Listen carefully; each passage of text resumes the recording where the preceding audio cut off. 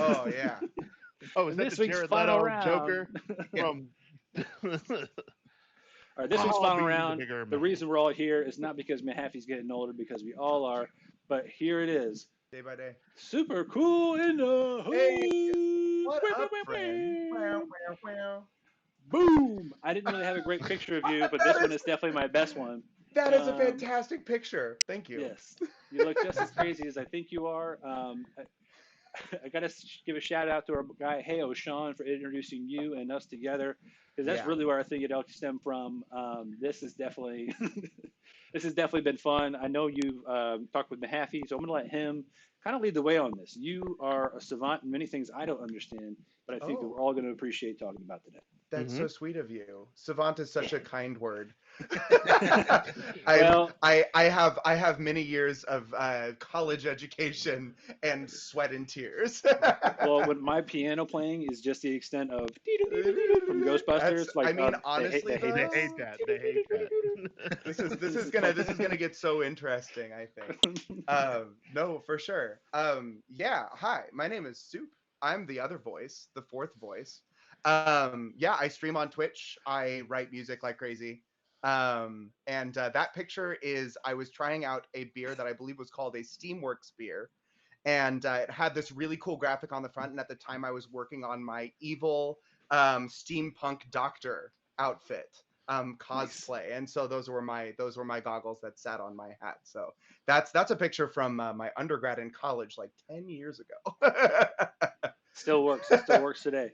It holds Yep, up. it's a good picture for sure. Yeah, but I'm happy to talk about like thank you so much, Heo, for introducing us. And I was so happy to be here for the first podcast that I was here where you guys were talking about motomancers and games and game music. A huge passion of mine is of course writing music, and not just writing game music but also writing what would you call it, music for listening, pop music, Music as for well listening. as yeah, music for listening, right, exactly, There's other music. ways to get music. Yeah, For smelling no, right. music for eating. Music for playing, music for Yeah. gaming, That's okay. music for studying. See how he But made you feel like also, an idiot, Ernie? It Yeah. does. He did really good. Again, savant. no, whoa. I was trying to work in a Mitch Hedberg joke where he said, "Oh, people are like, I hear music." And I'm like, "Oh, do you think you're special?" Like that's how I hear music too. That's how I take in music With too. these That's how I take in ears. music too. Yeah. I digress. But also music education. Music education is like a big tenet of mine and my life and my goal. Um, Doing content creation and doing music creation, because even with your two fingers, you could totally write a song with two fingers. You kidding me? What a cool challenge that would be, to pull out a piano and try to write a song using two fingers. That's all I'm saying. And you could do it. You could do it Chopsticks. with little to no knowledge of how a piano actually works, and what the notes are and what harmonies are supposed to sound like. You could write Hmm. something really excellent just using your ears, because everybody's got them. Everybody's got ears, and everybody has a musical preference. So why couldn't you write a piece of music using your two fingers and the ears on your head? You know? Nice. Absolutely. So that's I feel really strongly about that, and that's, I try to preach that on my channel and in my spaces and with my community, that like really, if you wanted to take the time to learn and to do the thing, like you could do it. You just got to take the time to do it. But yeah, I did bring to this a couple of projects that I'm working on, and we can hit some talking points in those projects that I've been Cool. working on. If you guys Real want to hear quick about before, those, yeah, yeah, go for it. absolutely. But before we get into that, can you Yeah. talk a little bit about, like, I think something a lot of people who probably don't understand is playing music, teaching music, and composing music are all almost completely different skill Mhm. sets. Yeah, absolutely. Just because they're all connected by music doesn't mean that the Yeah, craft is anywhere close to being similar. sure. So can you talk a little bit about basically switching from performing, teaching to composing, and gaining the knowledge that you have when it comes to composition? When, if I understand correctly, you were mostly a performer and a teacher, Hmm. and Yeah. then started composing on Twitch. What a great question, Absolutely. Michael. That's a great Thanks. question. What a Dennis. great That's question, why you're They're Michael. leading. being That so nice to you right now. I'm And I really can't stand it. suspicious. I can't stand it when they're nice. Hey, you want me to do some more shit jokes? Nope. You gotta All right, I'm turn my camera coming off. at your arse, right? Yeah, absolutely. So yeah, I do come from a performance background. In college, I studied to be a trumpet player. I have a master's degree in trumpet performance. That's my big educational background. My whole goal going through college, and really even as far back as high school, was to become a symphony player, to play in a symphony orchestra. Professionally and make my main living playing in a symphony orchestra. Getting out into the like quote real world out of college and discovering what the job field was like and what careers in music looked like, I found that I had to shift. Right, like many of us do going into college, you have these high aspirations for what you want to do, and you should, when you're going to college, have those really high aspirations, of course, because why else are you going to study anything than to become the best at your thing? But I came out of college and I went into music business, and I sold instruments, sold trumpets for a living for 5 years, and then I finally caught a kind of a break coming back to California to do some performing. I won a job with a local symphony. I play principal trumpet, which is the first trumpet position, the top trumpet position in the symphony. Humble brag. So that's I've been, yeah. No, just brag, please. Flex, I'm a baby, trumpet flex. player. Let's Let's go. go. Yes, I am the best trumpet player. I It's am Louis in that Armstrong. orchestra, in that particular orchestra. I mean, people talk about downtown like Compton being like, Crips and music school, trumpet players, saxophone players, that they're all different gangs. Yeah, it's And they true. all have different personalities. Like as a group, they have a different personality. Yeah, and we there are don't big cross. stereotypes.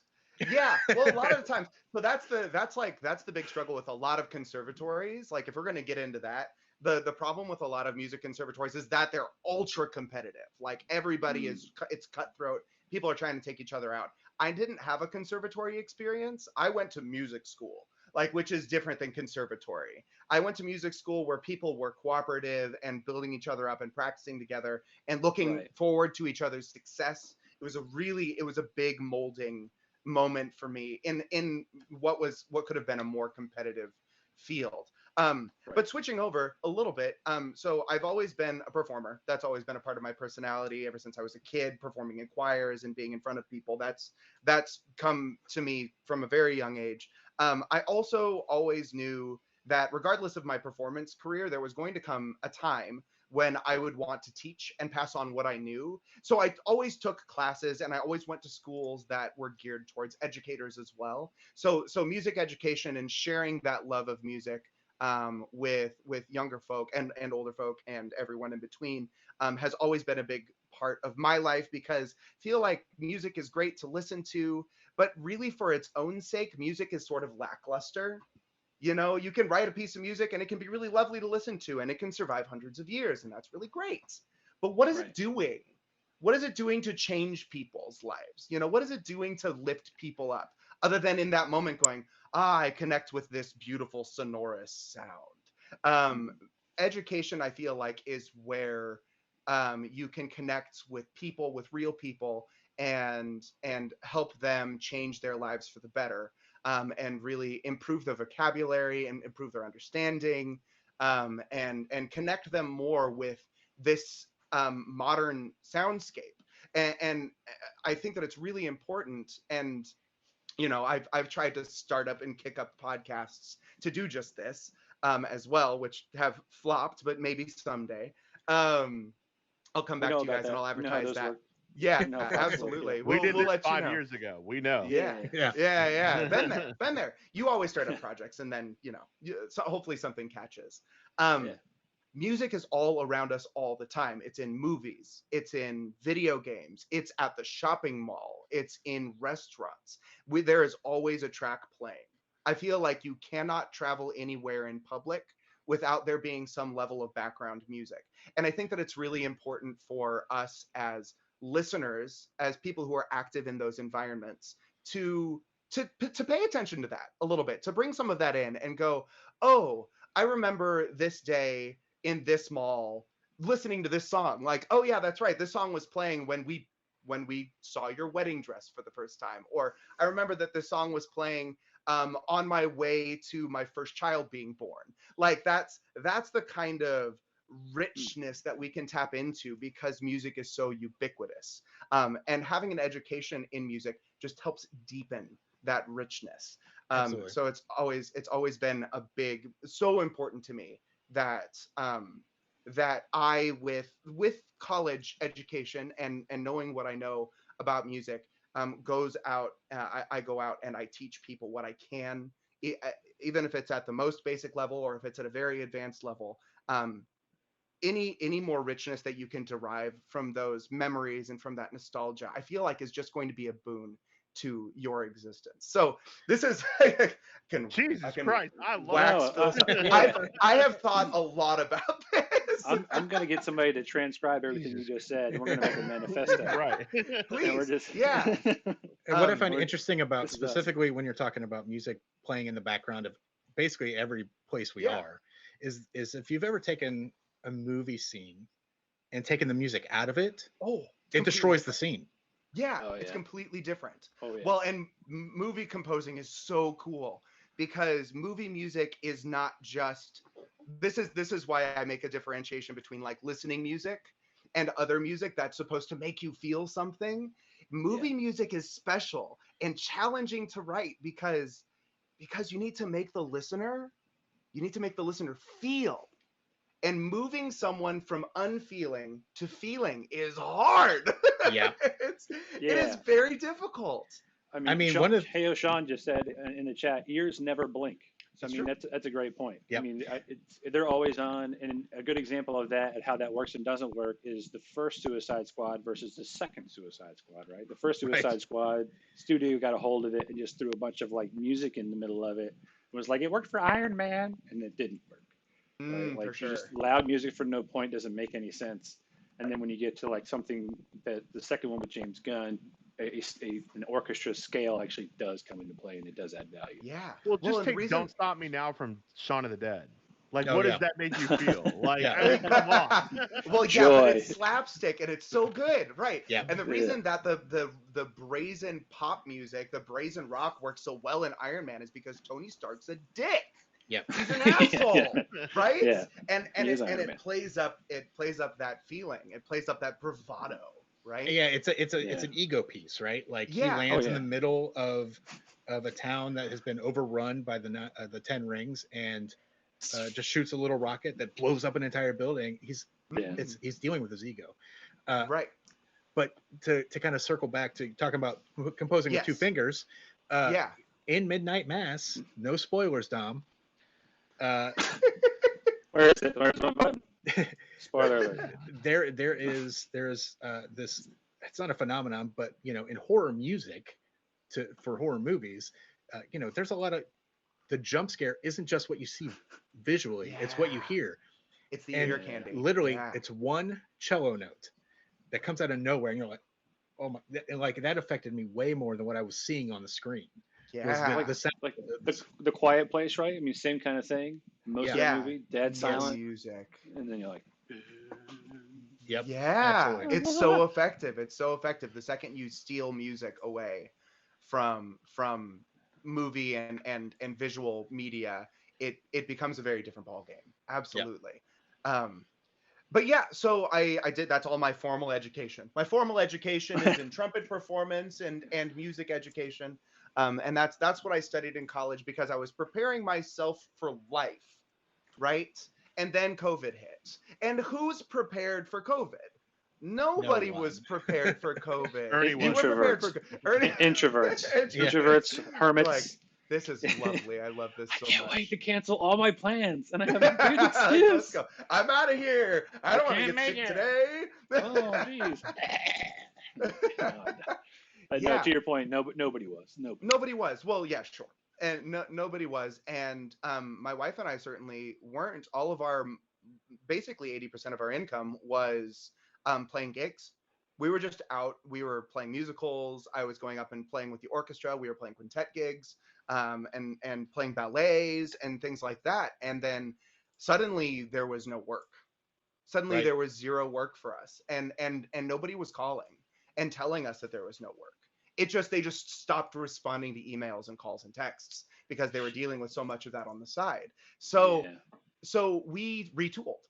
And that's the story of my compositional life, is that we retooled. My wife went into making resin crafts and working on art that she could sell on Etsy, and now on her own website, Shout madebykaylin.com. Yeah, shout out Yeah. to your shirt.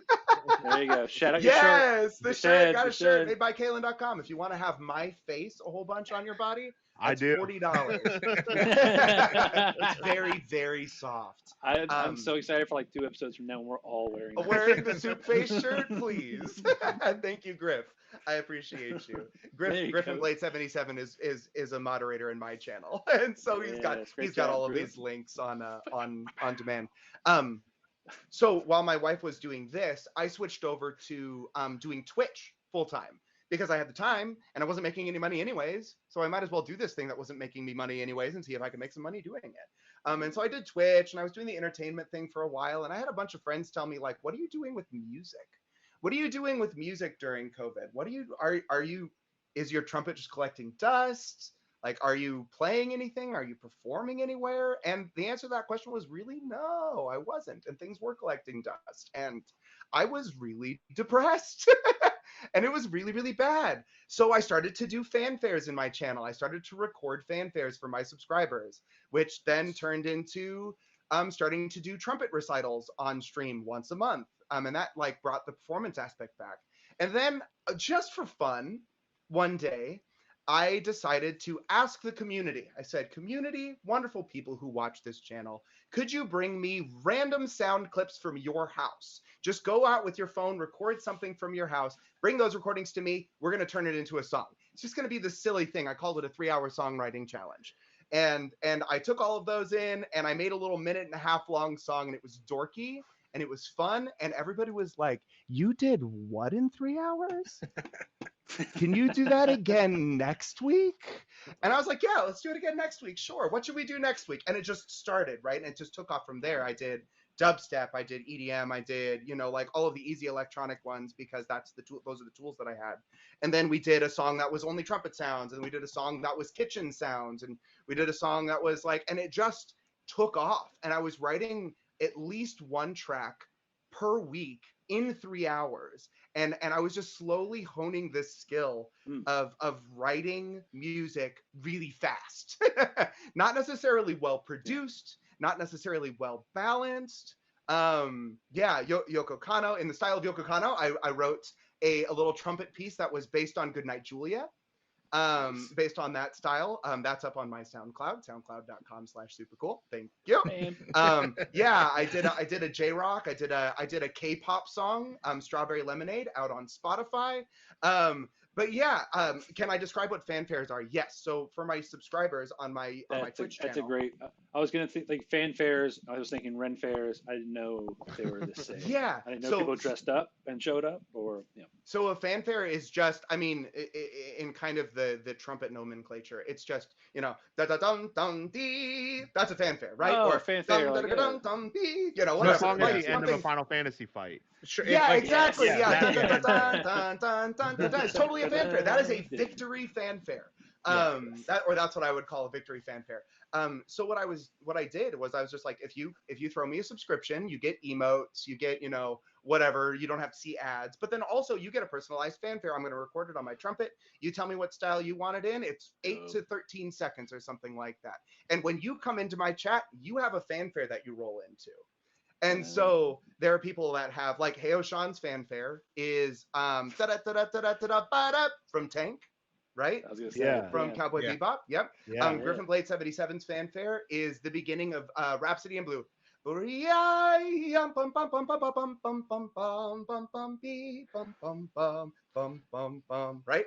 So these fanfares are really fun for people, of course, who are having the fanfares. They get to have an identifier.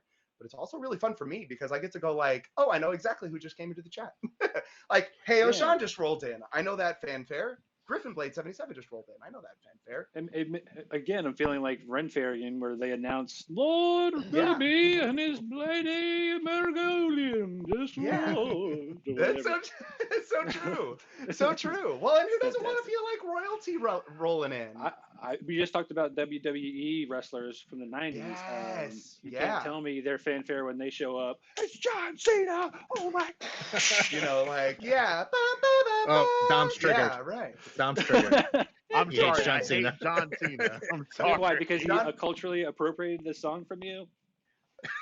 Oh no! I mean, it's true. Well, he is now I've been Hispanic, right? thinking about Because of that his for a second. because of his Norwegian heritage, and then also Hispanic heritage in the Fast and Furious movies.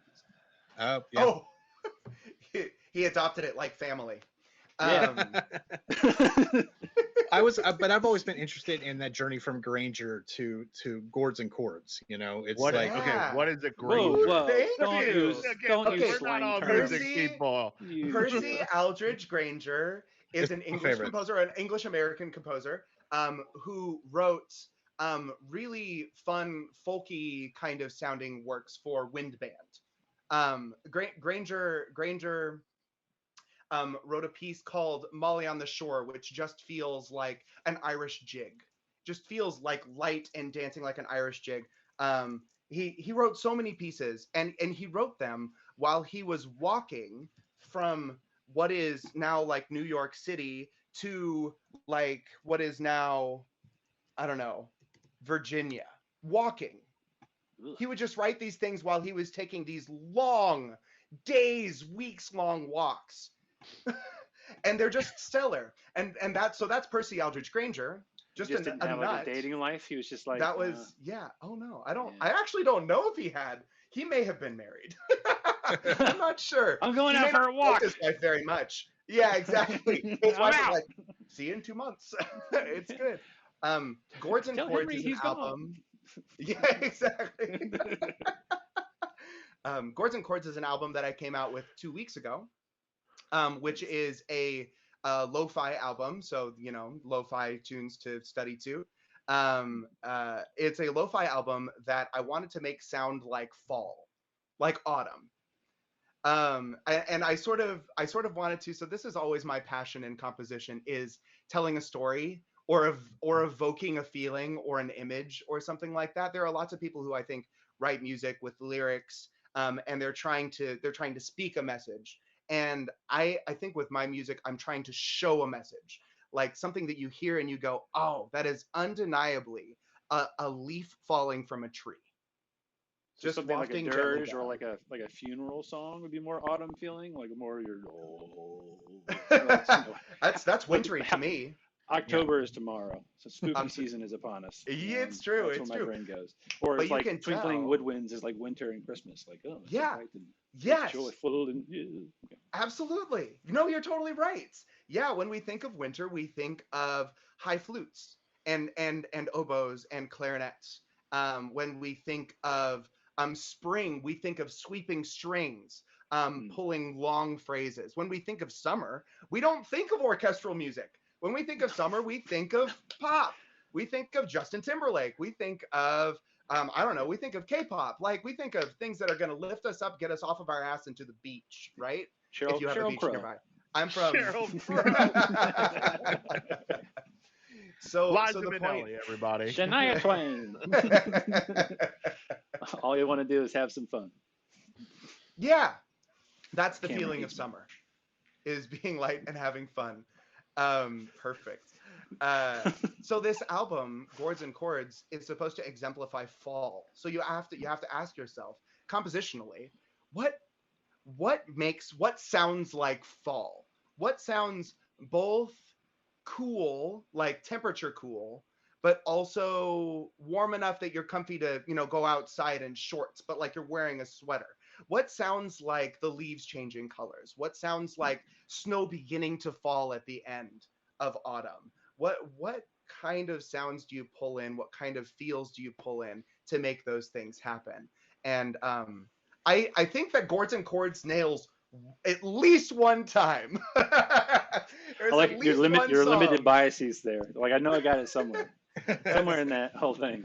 there is at least one song on Gourds and Chords that I think really exemplifies autumn well, and it's the very first song Thanks, Mike. on the album. Throwing it in the which chat. is- Bandcamp.com. There you go. Thank you. Which is just Nice. called Autumn Breeze. The first track is called Autumn Breeze. Track 1 slaps super hard, not just because I played on it. Yes, it's true. So I had a lot of help. Oh, there you go. I had a lot of help, which is fun. Griffin Blade. 77. I know him in real life IRL. He's a brisk gentleman, so that makes perfect sense. Shorts and sweater. That's brisk for me. Lipton iced tea brisk. Ooh, Well, yes. I don't know if you've said the most like impressive thing about the album, which is you did it all in a week. Yes. Oh, yes. What? True. What are I you, just Kanye really like West? it. That's, I just yeah. never left the studio, and I was on I shrooms the whole didn't. time. Oh my gosh, I didn't leave the studio that whole week.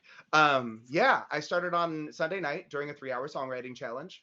And just during stream, Tuesday, Wednesday, Thursday, I churned out 6 tracks total. Spent a little bit of time off stream just doing some mastering and some mixing stuff, which is always a little more granular, not as entertaining to watch per se, but is important.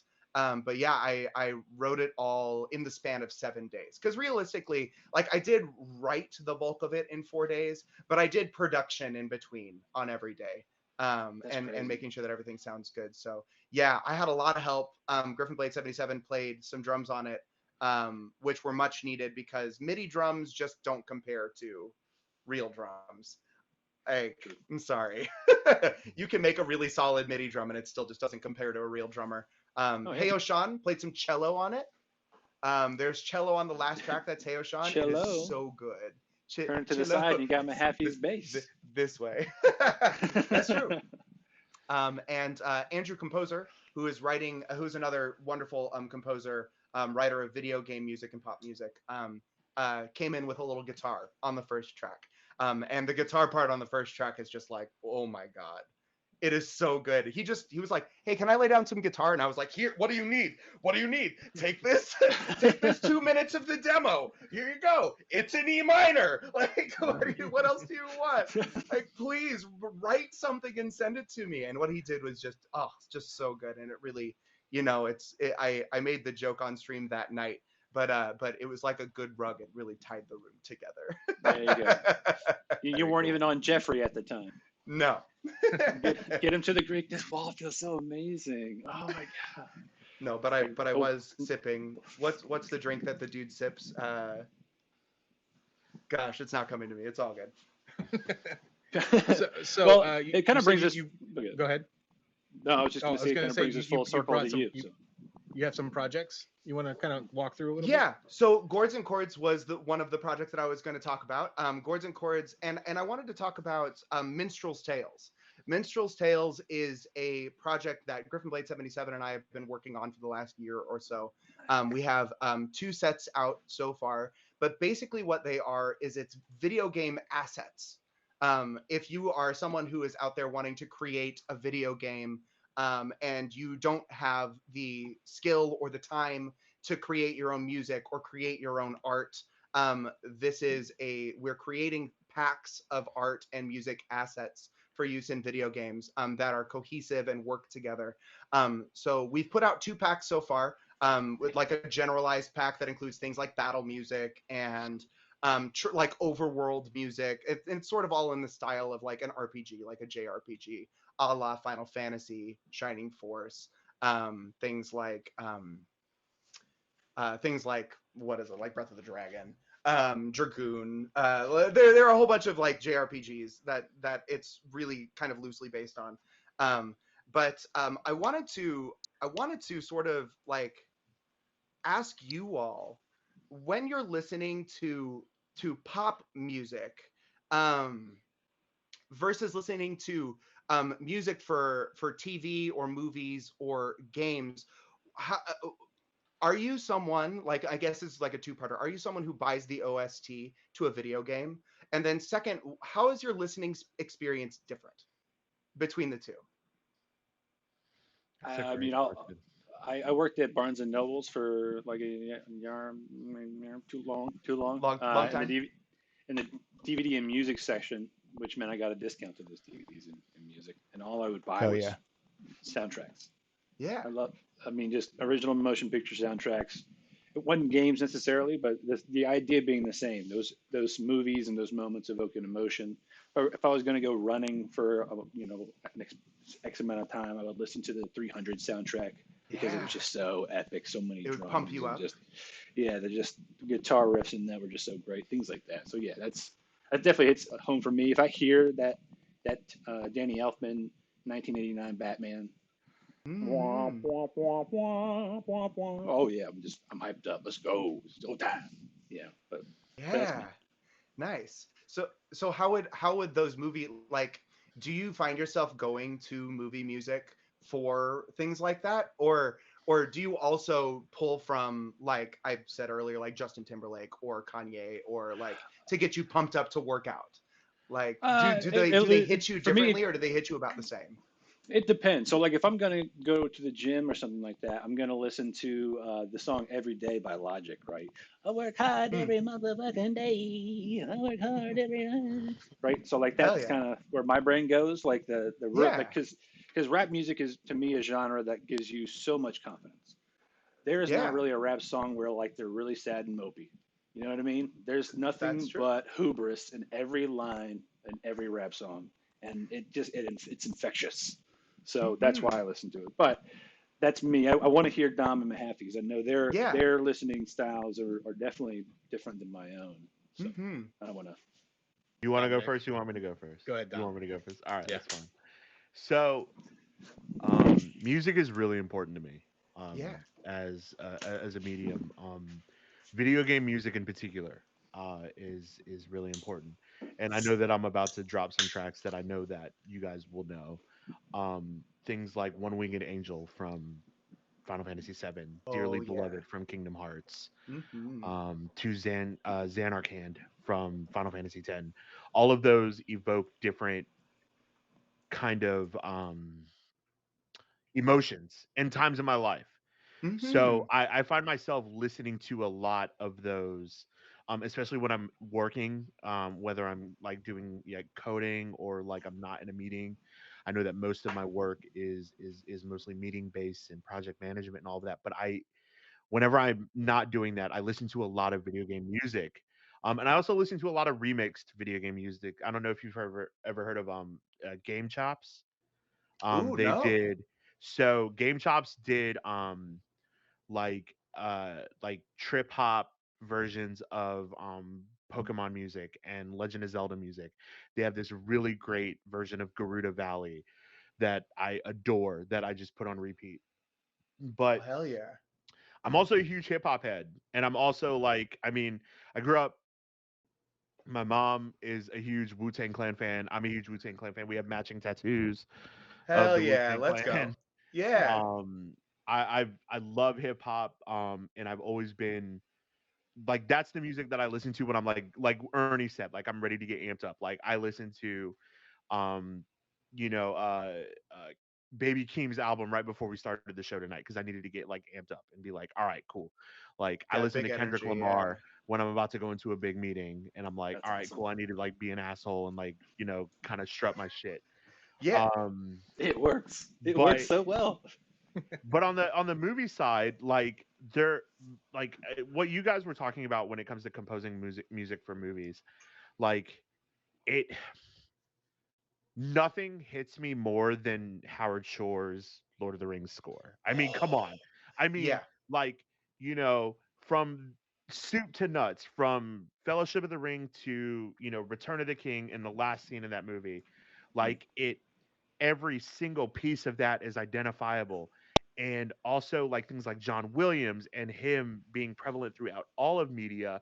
And my wife, who is a huge fan of John Williams, can like pick out specific notes that he uses going from, something like Harry Potter, um, all the way to Star Wars and all of that. And it's just I all of that I'm I love music. I do. I mean, I've never been musically inclined. I played clarinet in middle school and Dope. elementary school. I dabbled in the piano a little bit, but nothing crazy. But I have such a respect for, and this is the one time I will say something nice about Mike, Yes.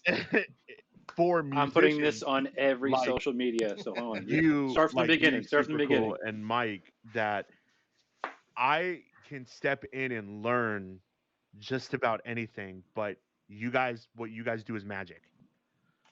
And you guys, I mean, Mike did our show, our Ooh, intro for the show in which is like so fucking good. 3 days, and it was so good. And now he's like taking that and he's like running with it and doing an album and all that shit. And I'm like so hyped Let's for it. let's And I'll pump the never brakes tell on him that. that. Ooh. Everyone pump the brakes on Okay. that. Oh, spoilers! Okay. Let me, All where's my right. banner? I'm fucking Spoiler my alert! boy, Spoiler Mike. This is the alert! one time I'm gassing you up, dude. Spoiler I'm alert! not gassing you Yes. up anymore after this. But yeah, I mean, eh, I'll I'm not gonna talk anymore. I'll let Mike go, but I just wanted to say that's like, I mean, you guys are magicians in my book.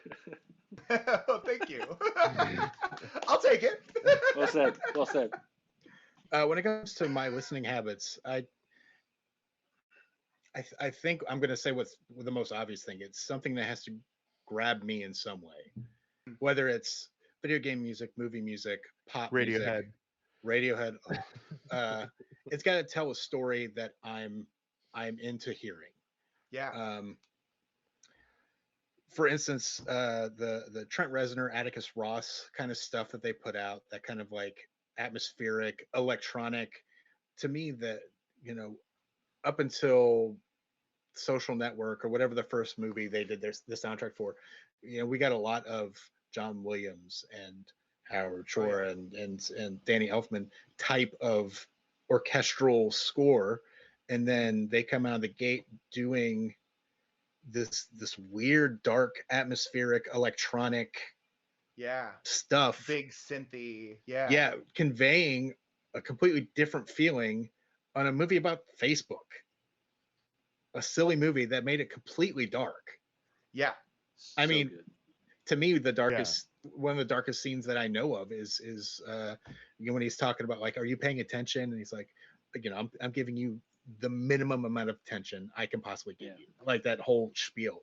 And I think a lot of that was supported by the work of Atticus Ross and Trent Reznor. So a lot of the stuff that kind of grabs me are it's like groove based. If the groove is Mm. Oh yeah. tight and just killing, like the new Dua Lipa album kills me. I love it. Dua Uh, Lipa, I my man. Yeah. love I the Hell new love yeah. Dua I Dua Lipa. see Lipa. you. I see you. Um, but also like dark stuff. What's the name of the track that when I got real mad at the fruit stand one night and we went to get Chinese food and I rolled up with the volume all the way up. What was the track? It was a Wasn't it smash.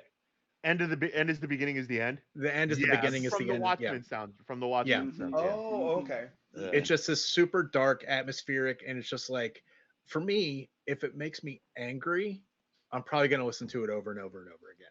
Like if it fuels the dark side of me, because I I mean, remember when the Tron soundtrach came out when oh we my were all god, working together? Yeah, We with had Daft that Punk. shit on repeat for yeah, So good. fucking months. yep, yep. So my listening habits really do revolve around whether it's telling a story that that Yeah. connects with me, Yeah.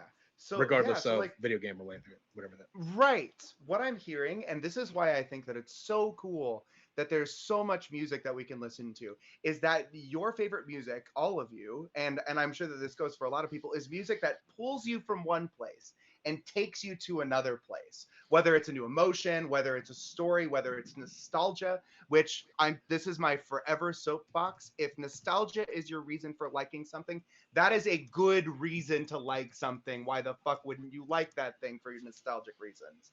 And anybody who Yep. tells Oh, you yeah. otherwise is wrong. Hey, look at Dom's left arm. You might as well just call it his nostalgia arm. Oh yeah. Your right arm. Yes. You flipped. Right arm. Oh hell yeah, let's go. Yeah. Mario Brothers, Batman, 1987 Batman bat symbol or 89 Batman. All the good shit. Yeah.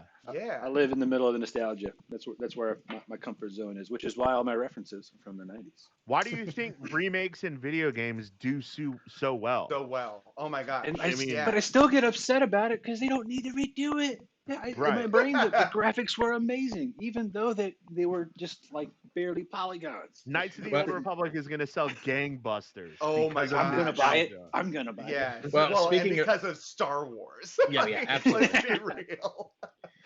Hey, you Speaking see of me, remakes, Soup, I you see know me, Soup. I know that Soup, you're doing Final Fantasy playthroughs, Yeah. right? What Yeah. what did you coin? What was the phrase that you're using? Oh, Final Fanthology. Final Fanthology. Yes. Amazing. Good And for you're on Brandon. Final Fantasy 8. You've played through 1 Yeah. through 7. You played through the 7 Oh remake, my right? God. What's That's your available. favorite one? Like, I want to know what your favorite Final Fantasy is. So far, so I love 10 for nostalgia reasons. Yeah, 10's great. Because 10 was the first Final Fantasy that I actually played the whole way through. And just love the story and love the characters, love the music. To Xanderkind is so powerful. Yeah, what a What great an song. amazing, powerful track. Well, and the fact that you hear it in the beginning and then you don't hear it, and then you hear it in the fucking middle. Oh, it's so good. Anyways, Nobuo Uematsu and the designers on that game just like woo. Hot damn. 6 probably Okay, 6 6 is great, is one of my yeah. favorites. 4 probably is also one of my favorites. I have a strange relationship with Final Fantasy 2 where I hated the mechanics. The mechanics and the leveling system in Final Fantasy 2 are awful. I can't But wait till you Final get to Fantasy- 9. I'm very excited. 9's my favorite. I can't wait till you get to Nice. 9. Heck yeah. I haven't played all the way through 9. I played the beginning of 9 like 1,000 times. Yeah. But I've never played it the whole way through. I'm so stoked to play 9 because I know that 9 is a bunch of people's favorites. Yeah, So Chad, I'm also Griffin hyped for Blade 9. is saying I am hyped for 9, and Yeah, 6 is Griffin- also his favorite. Fuck yeah. Griffin Blade has been yelling at me for 9 and 12 and Tactics. Tactics is those are the incredible. big 12 three. is incredible. 9, Yeah. the music, the beginning of that game's music, where it's just the beginning song when Mhm. you get to the menu, is just like it hits me right. 9 was the first one that I played all the way through. I played Yeah. 9 and Legend of Dragoon together Yeah. at the same time, and 9, I can't wait. I can't wait to watch you play that. That Yeah. game's so good. It hits all the marks. Well, we just started 8 remake. Although I think that Mike was alluding to 7 remake and playing through all of the 7s. Were you going to ask me for my thoughts on the 7? Oh yeah, remake, or- yeah. So I played through, just as a sort of background, I played through the original Final Fantasy VII, and then I played Crisis Core. We watched Advent Children, and then I played Dirge of Cerberus before we got into the remake, so that I could Dirge have... of Cerberus. Yeah, Dirge of Cerberus. You know what? Vincent, I think dude. the Dirge of Cerberus gets a bad rap. I thought that was It's a really so fun game. good. It's like Devil May Cry Final Fantasy. I'm is, with it. yeah. Yeah. The remake was so cool. They redid this intro sequence from the original Final Fantasy, and I put up a spoiler banner for me, because I dodged spoilers until like 2 months ago. But just the fact that they took this beginning that was already so iconic, and they redid it in such a way that it's not only like beautiful, but it's also more fleshed out, and you get all of this environmental detail that you sort of had to imagine, but now it's all out in the open, and you can see what the whole imagination of this was, and then they throw in the end. And it's just like, oh, I'm gonna get to play a new game with these characters. Let's go. I'm stoked. And I know a lot of people are probably gonna harp on it because they want Final Fantasy VII, but really beautiful. And that's fine. You're allowed to want Final Fantasy VII, but really beautiful. But like, let the developers do a cool thing. I Yeah. want to see the new cool Yeah. thing, and I'm a sucker for that. So, I didn't play, what was it, Intergrade? I didn't play Yeah. that because I played it on PS4. What'd you think of Advent Children? Advent Children was pretty dope, wasn't it? I've watched Advent Children a bunch of times. Yeah, So just like what a beautiful. What a wonderful beautiful piece movie. of media. Yeah, oh my Yeah. gosh, so good. Nomura just lied to us. That's all. I want to see what they do with it. Oh, sure. So Nomura was painting it as a direct 1-to-1 remake. Yeah. No, Nomura's writing in Final Fantasy games is a little hit and miss. Kingdom How do you Hearts is think a mess. Do you think they're Hey, going to do that with Knights of the I Old love- Republic Oh remake? my god, I love Kingdom Hearts. I think Knights of the Old Republic is going to be 1-for-1. yeah, that I would be surprised if they went You any other think just direction with Bioware's that. gonna be like, Bioware's gonna be like, don't fuck this up. don't you fucking shit like that. Oh, Bioware I'm that looking has at no you, room to bro. talk. Right, Nothing. Bioware has no room to talk. That did Mass Effect Andromeda and And the endings of Mass Anthem. Effect 3 Oh, so bad. and Yeah. Anthem. But yeah, that's really cool. I mean, I I played Final Fantasy VII. I've never played the original. Hmm. I only played Crisis Core, Dirge of Hmm. Cerberus, Hmm. and I'm in the middle of remake right Okay. now. Yeah. And I watched Advent Children. I saw it in theaters. I mean, I Nice. Hell love. yeah. And I'm the first jealous. time that you see Sephiroth in Final Fantasy VII remake, I was like, oh baby. Yeah. Yeah. Let's go. Let's go. he's The like original. he's Go so ahead. compelling as a villain. I don't know why. Yeah, he's got a little bit of the Joker aspects where it's just sort of like Mhm. I have a motivation, but my motivation is really more to just destroy, Yeah. just Right. generally destroy. There's a little bit of I don't really care what it is. I'm just gonna kill it. That Sephiroth has got, and that's badass, and that makes a really good villain. That's part of why Carnage is gonna be such a cool villain because Carnage is also just sort of want to see the world burn energy, right? Where I think that the unpredictability of a villain is really fun. It's really when the motives aren't super clear. Oh, um, yeah, Sephiroth is really dope. And you should like I always encourage playing the original games because the original games was like that's where all of these ideas cropped up. Final Fantasy VII as a Final Fantasy game is only okay. I think. I think that it's got solid RPG mechanics. I think that it's got a leveling system. It's got characters in it that you like, and it's got a good story. Your Cloud kind of sucks as a main character, but but what main character in a Final Fantasy series doesn't kind of suck? And Squall's not much is it better. just So yeah, no, Squall is way worse. Oh my god, Squall is so bad. I'm just playing through the beginning of Final Fantasy VIII right now, yeah, and it's he's just oh terrible. god, he's so awful.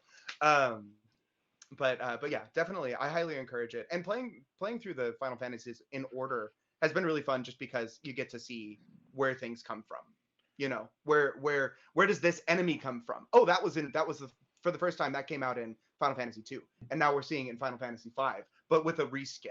Like it's really fun to do that kind of compare and contrast and look at the history there. So yeah, that's part of what I'm doing on my channel, Tuesdays and Thursdays. I mean, you're On doing my a channel. lot on your channel, and I wish we had more time to talk about it because when I would watch Twitch before, and this is you can make all the old jokes you want to make, but like It's if I wanted to watch the new raid, or if I wanted to see somebody play through a new video game that I don't have time to play through, I would Yeah. jump on Twitch. When I started watching your Yeah. channel, you're doing so much different Yeah. things than that. So, if we had more time, I'd love to just kind of jump into some of the stuff that you're doing on your channel that's so, for me, awesome and just different than you. everything else I've seen on Twitch. So, Go you know, watch him. go watch Super Cool. Yes. I appreciate that. Actually, that's actually a good point. I do want to encourage you to come back on the show, give us an update on what's going on in your world. But I also want to kind of give you the opportunity here at the end of the showcase to kind of call out the things that can help you grow your channel. You've already talked about your shirt, it's dope. But also your move to Patreon. I think Yeah. that was something that Mike had brought up, and I think I've heard of some other streamers recently are talking about Yeah. similar moves, but more to like YouTube and things like that. But Yeah. what was the impetus to bring it all kind of home? What was the impetus there, and how can your viewers support what you're doing and encourage you to do more of it?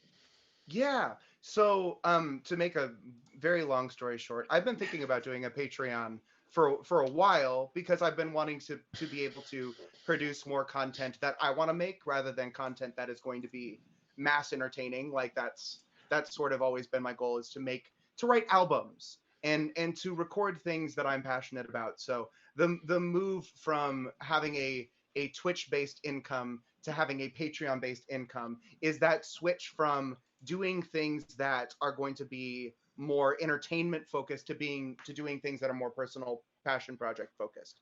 And going over to Patreon is better money than Twitch. Now, the other part of this is that the reason that I made the switch when I made the switch is because Twitch has been really bad about protecting creators with all of these hate raids and all of this kind of bot nastiness that's been going on Twitch.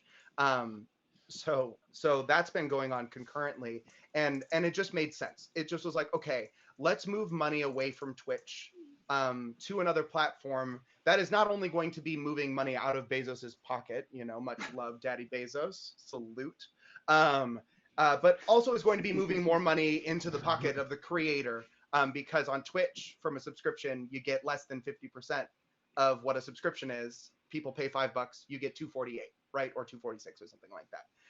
On Patreon, I'm getting 92% of what people put in. You put in $5, I get like $4.80 or some shit. And it's just a better deal. It's just a better deal. So if you really do want to support me financially, absolutely hit up the Patreon, patreon.com/SoopurKul, SoopurKul. Go on over there and do that. But honestly, your boy Griffin already beat you to it, man. He's already got you linked up in the chat. Yeah, there it is. But really the best way to support is to come by the channel. I'm doing all this stuff live, twitch.tv/SoopurKul, and become a part of the community. The community that we're building over there is loving and growing and supporting. It's full of people who are creative, people who love looking at art and listening to music, and it's just become this wonderful safe space to be yourself and to grow and to learn together.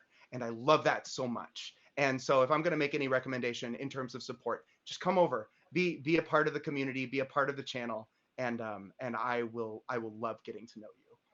I can attest to that. I had an issue with Ableton, and one member, I can't remember her name, Soup probably would know. Decided she was going to do all the research for me.